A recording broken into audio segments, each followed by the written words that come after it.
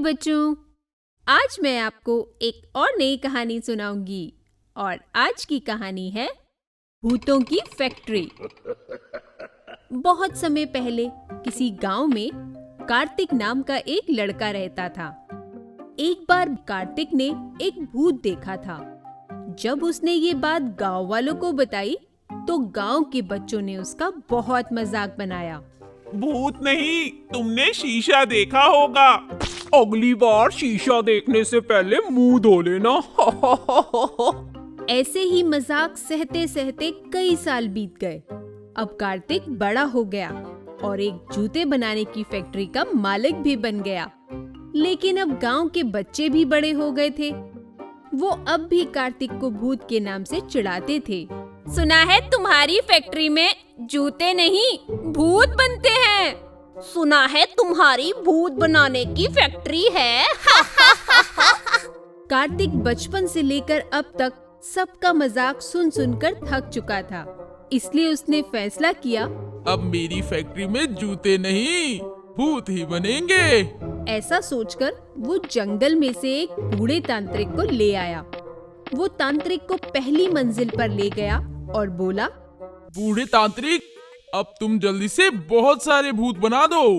तुम चिंता मत करो, मैं अपनी तंत्र विद्या से कुछ ही दिनों में तुम्हारे लिए बहुत सारे भूत बना दूंगा। कुछ ही दिनों में तांत्रिक ने अपनी तंत्र विद्या से बहुत सारे भूत बना दिए। सारी फैक्ट्री भूतों से भर गई थी। ये है मेरी भूतों की फैक्ट्री। अब जब उन गांव वालों को भी भूत दिखेंगे तब उन्हें समझ में आएगा कि मैं झूठ नहीं बोल रहा था। कार्तिक ने तांत्रिक से कहा, बूढ़े तांत्रिक, जल्दी से एक डरावना भूत सोनू और एक डरावना भूत मोनू के घर में भेजो। सबसे पहले ये भूत उन्हें ही दिखने चाहिए। तांत्रिक ने ऐसा ही किया। उसने एक मंत्र पढ़ा और दो भूत जादुई पिंजरे से गायब हो गए। एक भूत सोनू के पास गया। भूत! दूसरा भूत भी मोनू के घर पहुंच चुका था। भूत! उन दोनों को डराकर भूत वापस भूतों की फैक्ट्री में आ गए और अब सोनू और मोनू के बाद सभी गांव वालों को डराने की बारी थी। कार्तिक ने एक बड़े और डरावने भूत को देखते हुए तांत्रिक से कहा, बूढ़े तांत्रिक, अब तुम ये वाला डरावना भूत गांव में भेजो। बूढ़े तांत्रिक ने ऐसा ही किया। पलक झपकते ही डरावना भूत गांव पहुंच गया। उसे देखकर सभी गांव वाले डर के मारे यहाँ वहाँ भागने लगे। सभी को डराकर भूत वहाँ से गायब हो गया। अगले दिन सभी गांव वाले कार्तिक के पास गए और बोले, हमें माफ कर दो कार्तिक, हमने तुम्हारी बात पर विश्वास नहीं किया। हम बचपन से तुम्हारी भूत वाली बात का मजाक बनाते रहे। अब हमें विश्वास हो गया कि भूत होते हैं। ये सुनकर कार्तिक बहुत खुश हुआ। सालों पहले कही उसकी बात पर अब सबको विश्वास हो गया था। वो उसी समय अपनी भूतों की फैक्ट्री गया और तांत्रिक से बोला, अब मुझे तुम्हारी जरूरत नहीं है। ये लो अपने पैसे और वापस जंगल लौट जाओ। तांत्रिक ने अपने पैसे लिए और वो जंगल लौट गया। कार्तिक ने भूतों की फैक्ट्री पर एक बड़ा सा ताला लगा दिया। अब मुझे इन भूतों की कोई जरूरत नहीं है। ऐसे ही एक साल बीत गया। एक दिन अचानक सभी भूत फैक्ट्री का दरवाजा तोड़कर बाहर निकल आए और उन्होंने गांव पर हमला कर दिया। सबको खा जाऊंगी। ये इतने सारे भूत कहाँ से आ गए? हम कहीं से आए नहीं, हमें कार्तिक ने उस तांत्रिक से बनवाया था और जब उसका काम पूरा हो गया तो उसने हमें अपनी फैक्ट्री में बंद कर दिया। इसलिए आज हम उसे नहीं छोड़ेंगे। कहाँ है वो कार्तिक? ये कार्तिक ने क्या किया? इस किस्से से हमें ये शिक्षा मिलती है कि हमें कभी भी किसी का इतना मजाक नहीं उड़ाना चाहिए कि वो अपनी बात को सही साबित करने के लिए भूतों की फैक्ट्री ही लगा ले। भागो!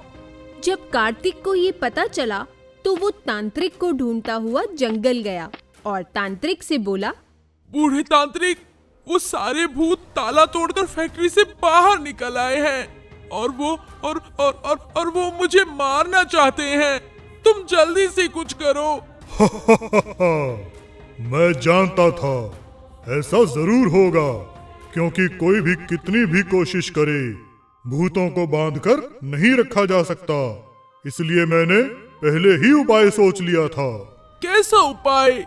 ऐसा कहकर तांत्रिक ने कार्तिक को एक जोड़ी जूते दिए और कहा, ये लो, ये जूते पहनने से तुम बहुत शक्तिशाली हो जाओगे और उन भूतों पर काबू पा सकोगे।